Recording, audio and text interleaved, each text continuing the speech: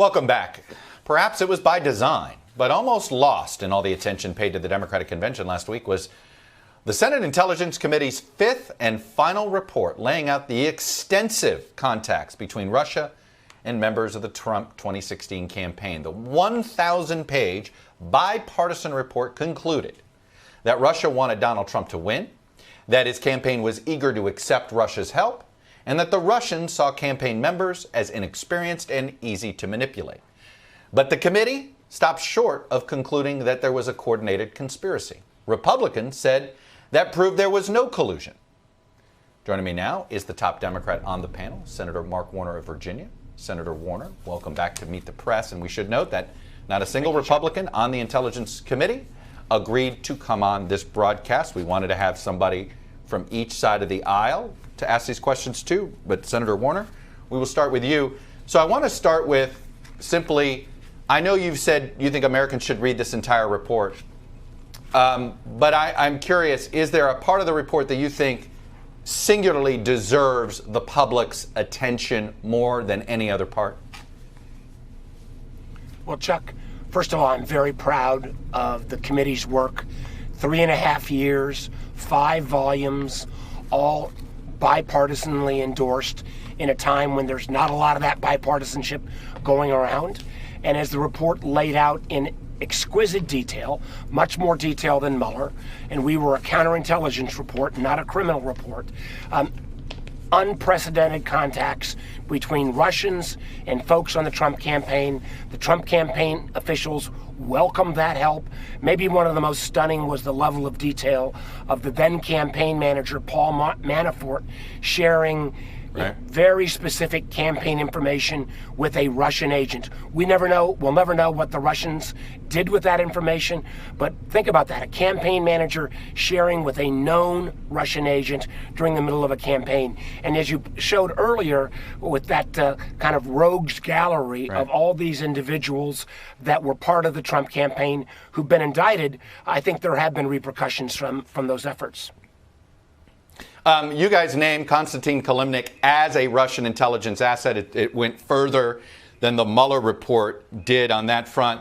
And it's that specific piece of information that I want to ask you about regarding this statement from the current acting chair of the Intelligence Committee, Marco Rubio. Let me play that statement. After interviewing over 200 witnesses and reviewing over 1 million pages of documents, we can now say 3 things without any hesitation. First, we found absolutely no evidence whatsoever that Donald Trump or his campaign colluded with Russia to meddle in our elections. It's that specific there. He said that it's definitive.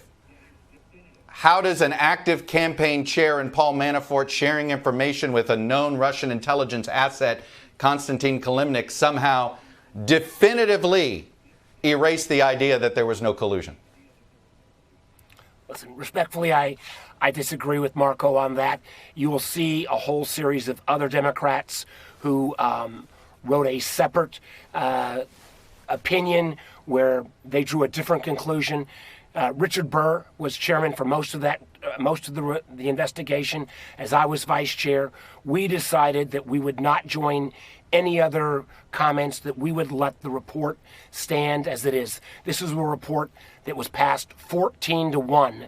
It's the 5th volume. The other reports were all virtually unanimous, where we showed Russian interference in social media, their attempts to attack our election system. And Chuck, one of the things that I think would be really important, you saw that put up where you did earlier with all these folks who'd been indicted from the Trump campaign. What we should have also listed were all of the Trump intelligence officials, from Dan Coats, the director of national intelligence, to Joe McGuire, the director of national intelligence, both their deputies, to Michael Atkinson, Trump intel officials who all told the truth about the Russian ongoing investigation, and they were all fired because this president and this White House doesn't want to hear the truth.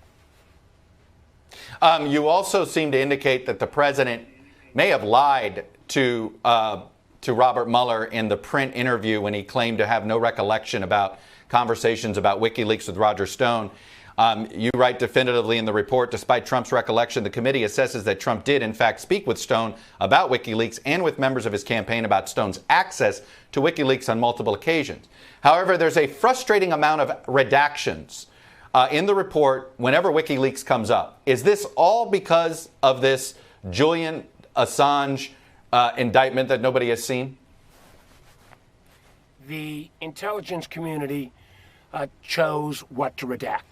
But I think anyone who would review the report and see the amount of contacts between Stone and WikiLeaks and the timing of the release of the WikiLeaks hacked information, again, I would ask any American to read that and draw their own conclusions. And finally, there's a footnote in here that I want to ask you about because it was an intriguing footnote depending on how you read it. When asked about Donald Trump Jr.'s communications with WikiLeaks on this topic, Steve Bannon is quoted as saying this: "I describe Don Jr., who I think very highly of, as a guy who believes everything on Breitbart is true." Number one, why is that footnote in the report? And how do you interpret that quote?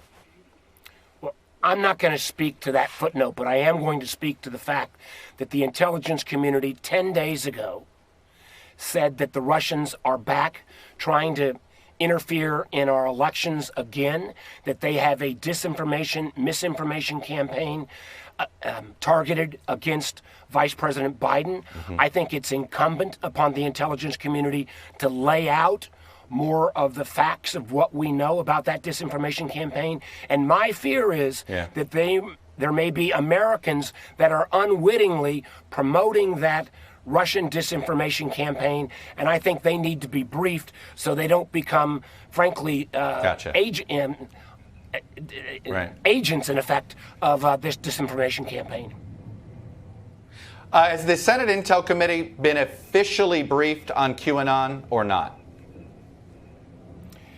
We have not received an official brief that I can recall on QAnon, but the community